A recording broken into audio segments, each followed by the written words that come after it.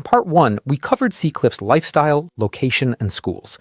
Now here is the number that changes how you read everything else. 63% of Seacliff's residential properties have land value higher than building value. That is not a neighborhood with expensive houses.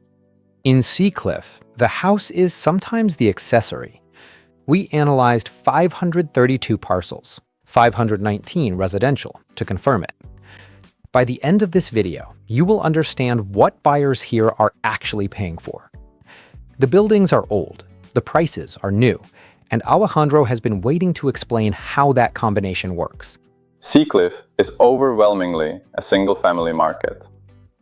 Out of 519 residential records, 473 are single-family properties, just over 91%.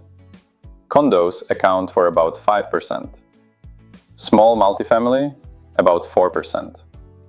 If you are mentally comparing Seacliff to Pacific Heights or Presidio Heights, stop. Those markets carry far more urban texture.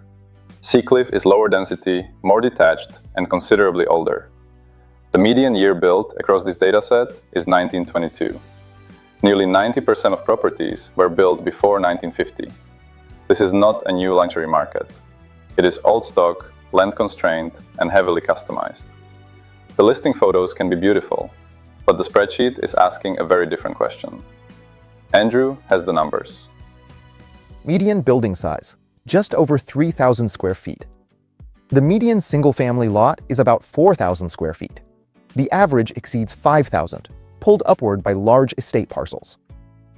From county assessor records, median assessed land value approximately $1,290,000. Improvement value approximately $883,000. Total assessed value approximately $2,155,000. The median land to total value ratio sits at just over 58%. 329 residential records show land value exceeding building value. 127 confirmed sales in this dataset. The median confirmed sale price is $4 million. The mean approximately $5,200,000. That spread tells you the top end is pulling the average up significantly. In the past 12 months, the median confirmed sale price rises to approximately $5,269,000. Price distribution. About 42% of confirmed sales fall between $3 million and just under $5 million. 21% between $5 million and $10 million, and nearly 9.5% at $10 million or above. Subscribe to Big Data Realty. Drop the community you want covered next in the comments. We will record that one next. You will be the first to know. Alejandro has the ownership picture. The ownership picture is different than most people expect. About 48% of residential records show the homeowner exemption. The hold periods, however, are clear. Median hold, about 15 years. More than 70% held for over 10 years. Over 36% for over 20.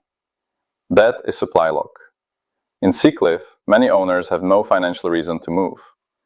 My question, if you own here, what would actually make you sell? Drop your answer in the comments. Vladimir will explain why that question is harder than it sounds. The context for those assessed values matters. In California, assessed values are shaped by long ownership timelines under Proposition 13. The longer a property is held, the wider the gap between assessed value and current market value.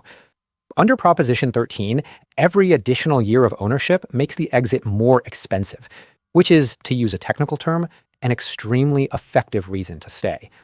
This is why Seacliff's inventory stays this thin. Owners with low tax bases face a significant tax reset the moment they sell. That lock is embedded in state tax law, not in market sentiment. In Part 3, we go from this property universe to what is actually trading: active listings, recent sales, and the gap between ask and acceptance. The listing price in Seacliff is only the opening sentence. If you want to understand what this data means for your position, reach out to Big Data Realty. Our team runs the analysis before the showing. We run the numbers. You make the call.